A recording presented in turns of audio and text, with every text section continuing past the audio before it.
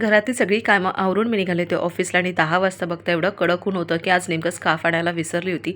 Lunch केला, त्यानंतर ice cream मागवली आणि बाहेर लक्ष गेलं तर हे दादा एवढ्या कडक उन्हामध्ये त्यांचं काम करतायत आणि एवढी रिस्क बघा तुम्ही घेतायत. सेफ्टी तर आहेच, तरी पण आपण खूप तक्रारी करतो ना की माझ्या आयुष्यामध्ये खूप स्ट्रगल चालू आहे, खूप कामं आहेत, मला कंटाळा आला आहे, मला सोडून द्यायचं आहे.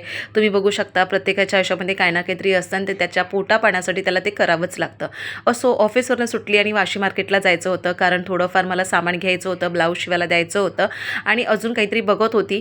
पण मला काही आवडलंच नाही. तसंही मी निघाली आणि काल आजपासून माझं दादर आणि वाशी असं चालूच होतं. कंटाळा आला, कधी मी निवांत घरी जाते आणि आराम करते असं झालं होतं. आयंशला पाळण्याघरातून पिक केलं आणि आज स्वयंपाकाला काय बनवायचं म्हणून म्हटली चला आज मस्त भात आणि पिठी करून घेऊया. पिठीची फोडणी तुम्ही बघतायत, मोहरी, लसूण, कढीपत्ता, मिरची आणि कांदा असं एकत्र करून हळद टाकली आणि जे मिश्रण होतं ते घोळून घेतलं होतं आणि आपली पिठी तयार झाली होती.